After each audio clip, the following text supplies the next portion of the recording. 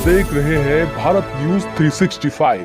UKD ने प्रदेश के तमाम कोऑपरेटिव बैंकों में हो रहे घोटालों का मुद्दा उठाया है। इसको लेकर उन्होंने कई सवाल खड़े किए हैं। साथ ही इसके जिम्मेदार लोगों पर कार्रवाई की मांग करते हुए चेताया कि आरोपियों पर जल्द कार्रवाई नहीं हुई तो सभी अधिकारी मिलकर बैंकों को डुबाने का काम करेंगे। उत्तराखंड कोऑपरेटिव बैंक, उत्तराखंड के तमाम बैंक जो सहकारी बैंक के अंदर में आते हैं, इन सब में बहुत बड़े स्तर पर भूमि घोटाला, नियुक्ति घोटाला और लोन घोटाला हो रहा है। लोग जितने अधिकारी हैं, कर्मचारी हैं, जो इसके नेता हैं, जो कोऑपरेटिव बैंक के डायरेक्टर के पदों पर हैं, ये सारे लोग मिल करके सहकारी बैंक को डुबोने का काम कर रहे हैं। अगर जल्दी इस पे लगाम नहीं लगाई गई तो ये उत्तराखंड कोऑपरेटिव बैंक पूरी तरीके जो सहकारी बैंक है पूरी तरीके से डूब जाएगी। तो हमारा ये उत्तराखंड क्रांति दल का ये कहना है कि यहाँ पर जो जमीन घोटाले हो रहे हैं, यहाँ पर जो लोन देने के नाम पे बड़े घोटाले हो रहे हैं, बैंक एनपीए हो रहे हैं, यहाँ पर नियुक्तियों के नाम पर जो जम के पैसा लिया जा रहा है, इन तीनों अनियमितताओं पर तत्काल रोक लगनी चाहिए।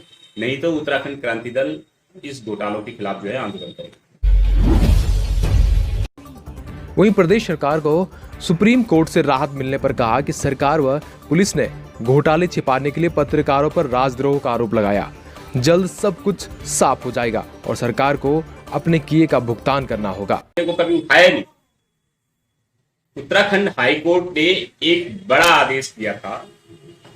उसमें एक तो जिन पत्रकारों ने ये मामला उठाया उनके खिलाफ राजद्रोह का मुकदमा देकर के उत्तराखंड सरकार राजद्रोह का मामला उत्तराखंड सरकार ने दर्ज किया था।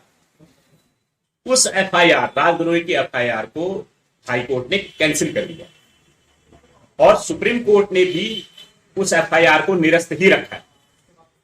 ये सीधा सीधा इस बात को बताता है कि उत्तराखंड की जो पुलिस है और उत्तराखंड सरकार जो है वो अपने घोटालों को दबाने के लिए पत्रकारों पर उसने बिना मतलब के, बिना किसी कारण के राजद्रोह का मुकदमा दायर किया।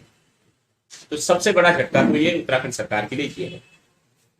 दूसरी बात जिसको कहा जा रहा है कि ये निरस्त कर दिया है सीबीआई जांच का मामला, वो मामला ये है कि कोई भी मामला ले लो, कोई भी मामला जब कोर्ट में जाता है तो पहली बार कोर्ट उस मामले को समझने के लिए और दोनों पक्षों को सुनने के लिए कुछ समय के लिए उस कार्रवाई को रोकता है। सुप्रीम कोर्ट ने भी ये हाई कोर्ट की जो ऑर्डर थे उस पर इसी लिहाज से रोक लगाई है, सिर्फ 4 हफ्ते के लिए, और कहा है कि 4 हफ्ते में आप अपना प्रतिशपथ पत्र दाखिल कीजिए।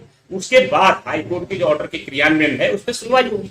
तो 4 हफ्ते में दोबारा से सुनवाई होगी और दोबारा से दूध का दूध और पानी का पानी हो जाएगा। जो मेरिट्स है, मेरिट पे उत्तराखंड सुप्रीम कोर्ट ने कहीं कोई बात नहीं कही है, सिर्फ रोक लगाई है उसके क्रियान्वयन पे। मतलब जो सीएम के खिलाफ एफआईआर दर्ज होनी थी, सिर्फ उस एफआईआर दर्ज होने पे 4 हफ्ते तक की मोहलत दी है और कुछ नहीं कहा है। और सबसे बड़ी बात यह है कि त्रिवेंद्र सरकार जो मिस्टर जीरो टॉलरेंस है, वो सुप्रीम कोर्ट में भ्रष्टाचार के मामले में पार्टी बन गए। ये एक बड़ी बात है कि भ्रष्टाचार के मामले में उत्तराखंड के मुख्यमंत्री सुप्रीम कोर्ट में पार्टी बन गए हैं। क्या ये कम बड़ा झटका है? अगर ऐसी बात कोई मामला नहीं होता तो सुप्रीम कोर्ट तुरंत खारिज कर देते, पूरे मामले को खारिज कर देते। केवल पत्रकारों वाला जो मामला था, निरस्त एफआईआर निरस्त करने वाला, उस पर सुप्रीम कोर्ट ने कुछ नहीं कहा।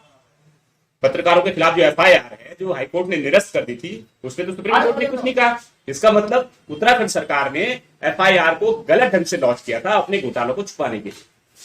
और 4 हफ्ते आप वेट कीजिए, दूध का दूध पानी का पानी हो जाएगा। Bureau report, Bharat news 365।